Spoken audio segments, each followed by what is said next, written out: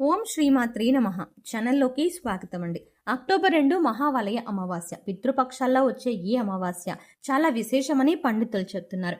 ఈ మహావలయ అమావాస్య రోజున సింహరాశి వారు ఎటువంటి విధి విధానాలు పాటించడం వల్ల పితృదోషాలు తొలగిపోతాయి. అలాగే స్నానం చేసే నీటిలో ఏది వేసుకొని స్నానం చేయడం వల్ల పితృదోషాలు తొలగిపోయి అఖండ రాజయోగం కలుగుతుంది అనే అంశాలను ఈ వీడియోలో మనం వివరంగా తెలుసుకుందాం.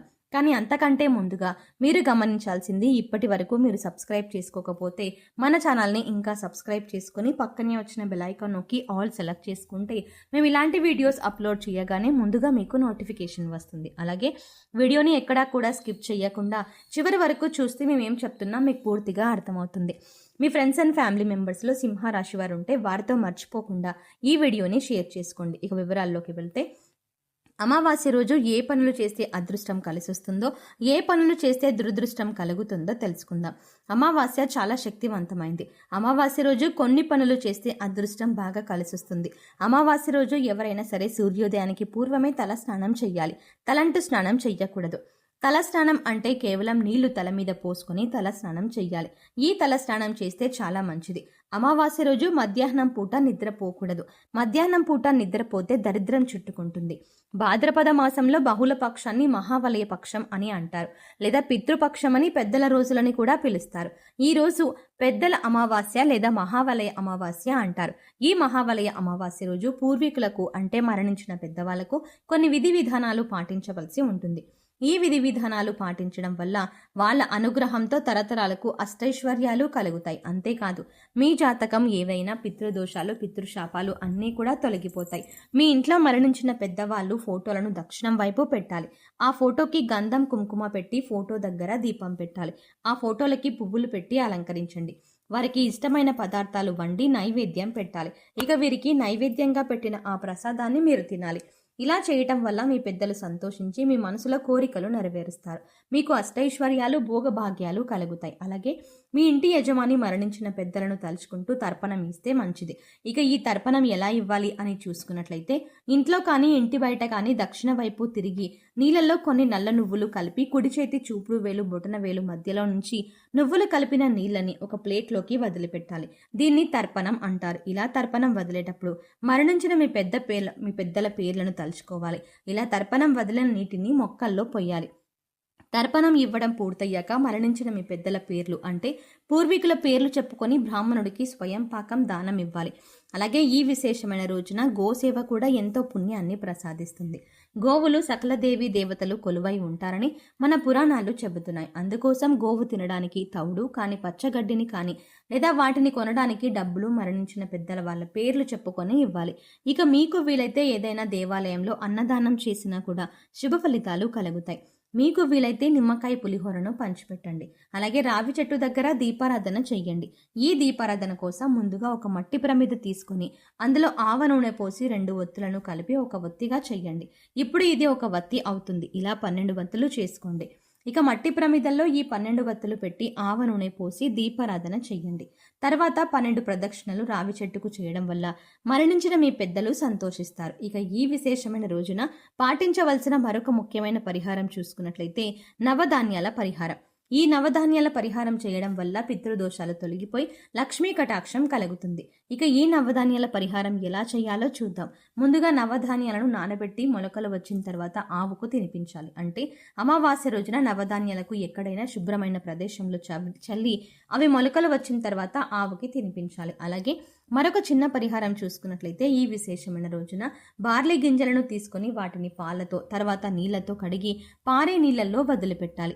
వీటిలో మీకు వీలైన పరిహారం ఏదో ఒకటి చేసినా సరే మీకు పెద్దల అనుగ్రహం కలిగి పితృదోషాలన్నీ తొలగిపోయి లక్ష్మీ కటాక్షం కలుగుతుంది. అలాగే ఈ అమావాస్య రోజునే బతుకమ్మ ఉత్సవాలు కూడా మొదలవుతాయి. అలాగే రకరకాల పుష్పాలు తెచ్చి బతుకమ్మను తయారు చేసి దాని మీద ఒక తమలపాకు ఉంచి పసుపు ముద్దతో గౌరీదేవిని చేసి గౌరీ స్వరూపంగా భావించి అక్షింతలతో పూజ చేసి బతుకమ్మ చుట్టూ ప్రదక్షిణలు చేస్తారు. ఇలా చేయటం వల్ల గౌరీదేవి యొక్క అనుగ్రహం కూడా మీకు కలుగుతుంది. అమావాస్య రోజు ఎడమకాలికి నల్లదారం కట్టుకుంటే ఎదుటి వాళ్ళ ఏడుపులేవి మీ మీద పనిచేయవు. దిష్టి ఉండదు, నరపీడ ఉండదు. శత్రుబాధలు తొలగిపోతాయి. ఎడమకాలికి నల్లదారం అమావాస్య రోజు కట్టుకోవాలి. అలా కట్టుకున్నట్లయితే మీకున్నటువంటి దిష్టి దోషం మొత్తం తొలగింపజేసుకోవచ్చు. అలాగే అమావాస్య రోజు రాత్రిపూట భోజనం చెయ్యకూడదు, ఉపవాసంగా ఉండాలి. కేవలం పళ్ళు పాలు మాత్రమే ఆహారంగా స్వీకరిస్తే చాలా మంచిది.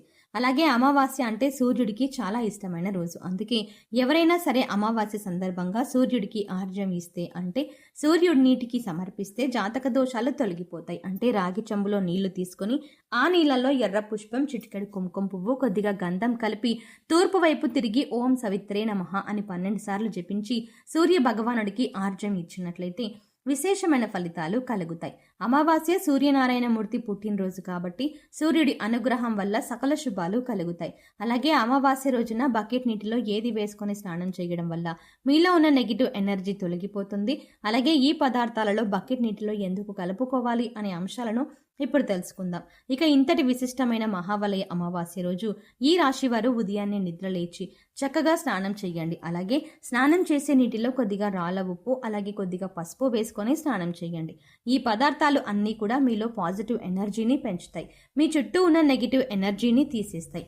ఈ పదార్థాల నీళ్ళల్లో కలిపి స్నానం చేయడం వల్ల పితృదోషాలు, శాపాలు అన్నీ తొలగిపోతాయి. మీరు స్నానం చేసే నీటిలో చిటికెడు పసుపు వేసుకొని స్నానం చేయడం వల్ల స్వచ్ఛత లభిస్తుంది.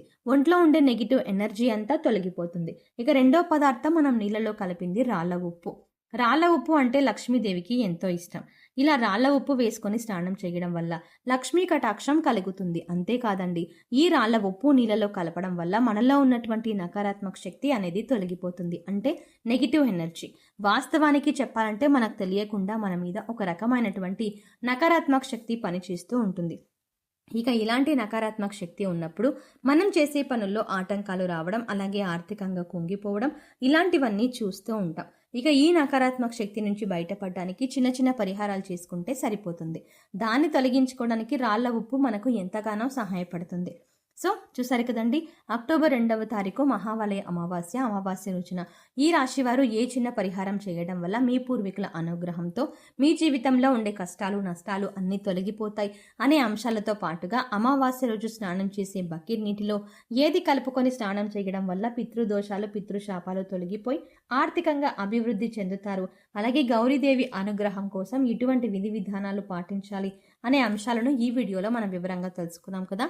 ఈ వీడియో మీకు నచ్చినట్టయితే లైక్ చేయండి. అలాగే మీ ఫ్రెండ్స్ అండ్ ఫ్యామిలీ మెంబర్స్లో ఎవరైనా సింహరాశి వారు ఉన్నట్లయితే వారితో ఈ వీడియోని షేర్ చేసుకోవడం మాత్రం ఎట్టి పరిస్థితుల్లో మర్చిపోకండి.